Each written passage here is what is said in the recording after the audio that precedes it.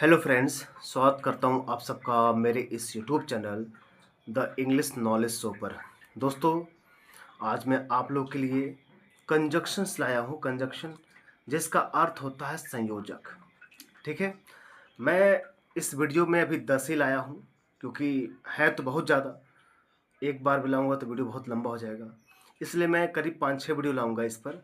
ठीक है, जो भी है कंजक्शन कंप्लीट मैं कोशिश करूँगा और पूरा मैं एक ट्रांसलेशन के साथ समझाऊंगा, ग्रामर के नियम के साथ समझाऊंगा। ठीक दोस्तों, यदि आप मेरे चैनल पहली बार हैं तो मेरे इस यूट्यूब चैनल से जुड़ जाइए, द इंग्लिश नॉलेज शो से। यहाँ पर आपको ट्रांसलेशन, इंग्लिश स्टोरी का हिंदी में ट्रांसलेशन, ठीक है, और हिंदी का इंग्लिश में, इंग्लिश स्पीकिंग और ऐसे ग्रामर की वीडियो आपको मिलते रहेंगे जो आपकी अंग्रेजी को और बेहतर कर देंगे। ठीक दोस्तों, तो चलिए स्टार्ट करते हैं अपने इस टॉपिक को। पहला कंजक्शन क्या है? पहले कंजक्शन क्या हो तो कंजक्ट करते हैं। कंजक्ट मतलब जोड़ना, दो वाक्यों को जोड़ना या दो शब्दों को जोड़ना या वाक्यांशों को जोड़ना। ठीक है, उसी को हम कंजक्शन कहते हैं। पहला है एंड। एंड एक कंजक्शन है जो दो नाउन को जोड़ता है, दो सेंटेंस को भी जोड़ता है। ये दो समान शब्द हों, मतलब दो समान, मतलब इधर नाउन रहेगा तो इधर भी नाउन रहेगा। ठीक है, इधर प्रोनाउन है इधर भी प्रोनाउन। ठीक है, इधर एडजेक्टिव है तो इधर भी एडजेक्टिव रहेगा। यानी दो समान नाउन को जोड़ने का काम करता है। दो समान शब्द वाक्यांश वाक्यों को जोड़ने के लिए काम करता है। जैसे राम और श्याम दोस्त हैं। राम श्याम दोस्त हैं तो इसका मतलब क्या हुआ?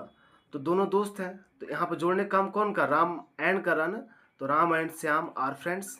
अब देखिए प्लूरल हो जाता है, जैसे लगता है दोनों क्या होते हैं, प्लूरल हो गए। राम एंड श्याम दो लोग हैं तो इसलिए आर लगेगा। अब friends, Ram and Shyam are friends. मैं पढ़ता हूँ और वो लिखता है। देखिए दो सेंटेंस को जोड़ लेंगे, नहीं, मैं पढ़ता हूँ ये अलग हो गया, वो लिखता है ये अलग हो गया। इसको जोड़ कर रहा है एंड, दोनों प्रेजेंट इंडेफिनिट में है। दोस्तों, अगर टेंस कम नहीं पता है तो अब मेरे यूट्यूब चैनल पर जाइए, आपको टेंस मिल जाएगा। प्रेजेंट में बहुत डीपली पढ़ाया हूँ, दो वीडियो बनाया हूँ, प्रैक्टिस और ग्रामर बहुत अच्छे समझाया हूँ। तो मैं पढ़ता हूँ, आई प्लूरल है तो स्टडी भी प्लूरल है, आई स्टडी मैं पढ़ता हूँ, और एंड जोड़ दिया। ही राइट्स, ही सिंगुलर है तो राइट्स भी सिंगुलर होगा ना। जब किसी वर्ब में एस या यस लगते हो तो क्या बन जाते हैं? सिंगुलर बन जाते हैं।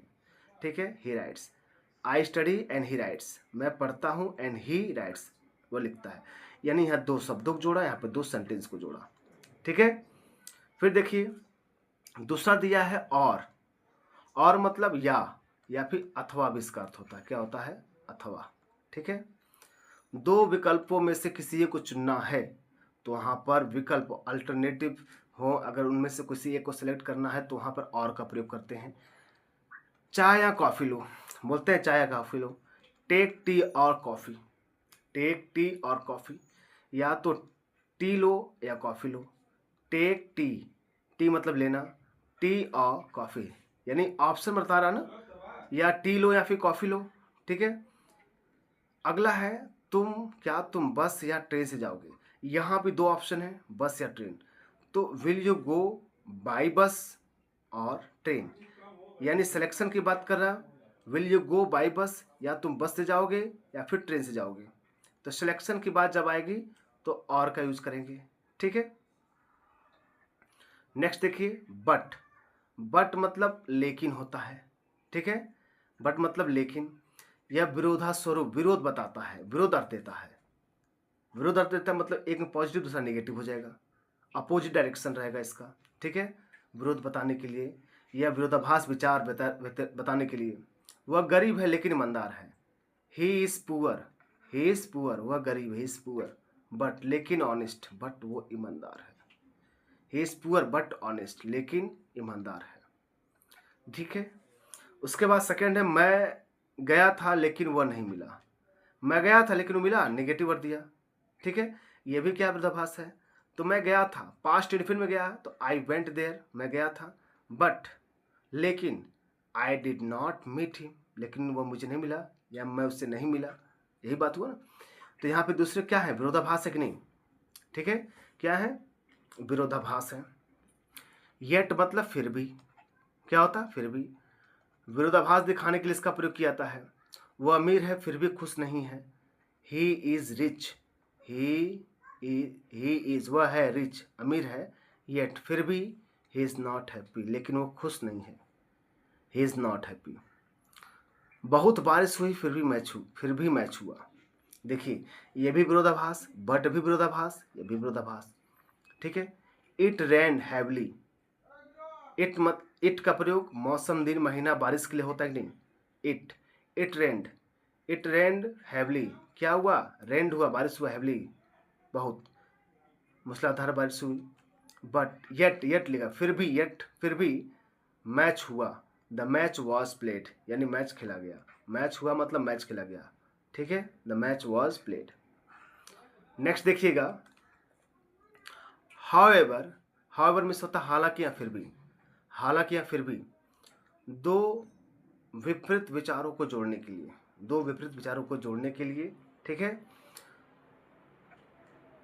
मतलब दो अलग अलग विचार है, उनको जोड़ना है। ठीक है, हालांकि फिर भी मतलब वही है, ये भी विरोधाभासी दिखा रहा है।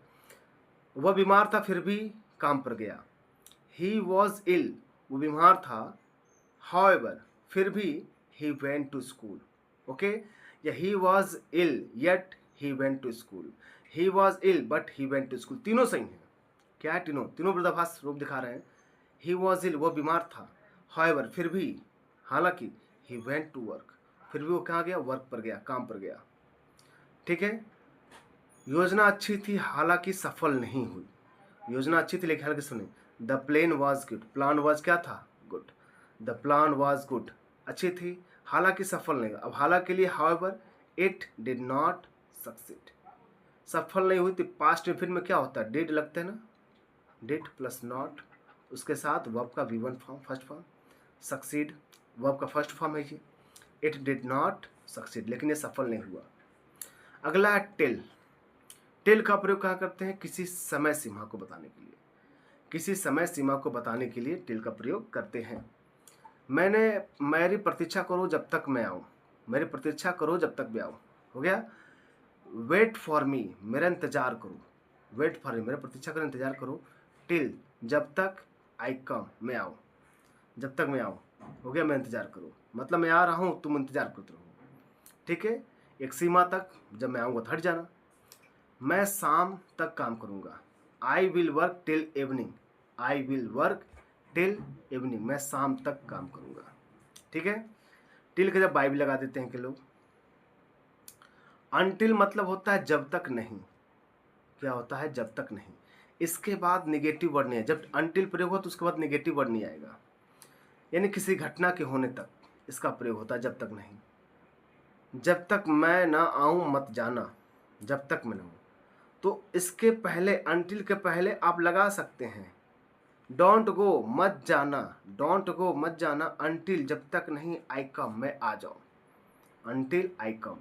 अनटिल के बाद नेगेटिव लगा है, ये खुद अपने आप में नेगेटिव है। जब तक नहीं अर्थ होता, जब तक मैं नहीं क्या करूँ, आ जाऊँ, मत जाना। ठीक। दूसरा, वह रात तक जागता रहा, वह रात तक, ही स्टेड अवेक। अवेक मतलब, स्टे मतलब कोई काम करते रहना, क्या, जागने की। वह जागता रहा अनटिल नाइट, का, जब तक रात नहीं हो गया, फिर जब तक रात तक। अनलेस का भी अर्थ यही है, यदि नहीं, इसके बाद भी नॉट शब्द नहीं आता है, इसके बाद भी क्या होता है, नॉट शब्द नहीं आता है। यह भी एक नेगेटिव वर्ड है। यदि तुम मेहनत नहीं करोगे तो सफल नहीं होगे। If you will you not success, you will not success, तुम मेहनत नहीं करोगे। अनलेस, अगर नहीं, sorry, you will not succeed, तुम सफल नहीं होगे, यू विल नॉट सक्सीड। ठीक है, अनलेस, अगर नहीं, यू वर्क हार्ड, तुम मेहनत नहीं करोगे। तुम अगर, यदि तुम मेहनत नहीं करोगे, यू, हो गया, यू विल नॉट सक्सीड, तुम सफल नहीं होगे। अनलेस, अगर नहीं, यू वर्क हार्ड, अगर तुम मेहनत नहीं करोगे। ठीक है। दूसरा, यदि बारिश नहीं हुई तो हम, यदि बारिश नहीं हुई तो हम जाएंगे। वी विल गो, हम जाएंगे। अनलेस, अगर नहीं, इट रेन्स, बारिश हुआ, हो गया। अब यदि नहीं होता ना, वी विल गो, हम जाएंगे। ठीक है, अनलेस, यदि नहीं, क्या, इट रेन्स, बारिश हुआ तो, यदि बारिश नहीं हुआ तो हम जाएंगे। ठीक है, नेक्स्ट देखिए, एज सुन एज, जब तक या तब तक, ठीक है, तब तक के लिए कॉमा लग जाता है। तुम जब तक पढ़ोगे मैं मदद करूँगा, ठीक है। एज लॉन्ग एज, इसके बाद as soon as long as मतलब जब तक होता है। आई विल हेल्प यू, मैं तुम्हारा मदद करूँगा। I will help you as long as, जब तक यू स्टडी, तुम पढ़ोगे। I will help you as well as long as you. अब देखिए यहाँ पर सर दोनों तो है दोनों फ्यूचर में है, तो सर आप इसको प्रेजेंट बना दिए, इसको आप फ्यूचर बना दिए। देखो ये कंडीशनल सेंटेंस है। कंडीशनल सेंटेंस में जो क्रिया पहले क्या कहते हैं, देखो जो शर्त बताएगा उसे प्रेजेंट इफिड में, और जो परिणाम बताएगा उसे फ्यूचर में, ठीक है। अब यहाँ पर देख लो आप, जब तक तुम पढ़ोगे मैं मदद करूँगा। कब तक मैं मदद करूँगा? जब तक तुम पढ़ोगे। तो कंडीशन ये हुआ और रिजल्ट ये हुआ। आई विल हेल्प यू, मैं मदद करूँगा एज लॉन्ग, जब तक यू स्टडी, तुम पढ़ोगे। जब तक नियम मानोगे तब जब तक नियम मानोगे सब ठीक रहेगा। एवरीथिंग विल बी फाइन, सब कुछ ठीक रहेगा। रिजल्ट है एज लॉन्ग एज, जब तक यू फॉलो द रूल्स, जब तक तुम रियल रूल मानोगे, ठीक है। तो यहाँ पर कंडीशन ये हो गया। तो कंडीशन वाले प्रेजेंट इनफिनिट में एज सुन एज ये भी है। देखिए एक कार समाप्त होती है दूसरा कार, जैसे वो आया मैं चला गया। एज सुन एज ही केम, जैसे ही केम वो आया मैं चला गया, आई लेफ्ट। जैसे ही वैसे ही ऐसे होता है, जैसे ही वैसे ही होता है। तो वैसे ही के लिए हम क्या करते हैं, कॉमा लगा देते हैं। एज सुन एज, जैसे ही केम वो आया, आई लेफ्ट। जैसे ही बारिश रुकेगी हम निकलेंगे। As soon as the rain stop, जैसे ही बारिश रुकेगी, as soon as the rain stop we will leave, हम लोग रुकेंगे। ठीक दोस्तों, तो ये रहा केवल 10 ही ये कंजक्शन है। अगला 10 कंजक्शन नेक्स्ट वीडियो में मिलेंगे। इसी तरह 5-6 वीडियो में पूरा कंजक्शन कवर कर दूंगा, पूरे ट्रांसलेशन के साथ हिंदी इंग्लिश में। ठीक है दोस्तों, क्या उसका अर्थ होता है पूरा। तो आशा करता हूँ आप लोग की वीडियो पसंद आया होगा। अपना कमेंट जरूर दीजिएगा, ठीक है। ऐसे इन्फॉर्मेटिव वीडियो पाने के लिए हमारे YouTube channel the English knowledge show से आप जुड़िए। ठीक दोस्तों, मिलते हैं नेक्स्ट वीडियो में, तब तक के लिए नमस्कार।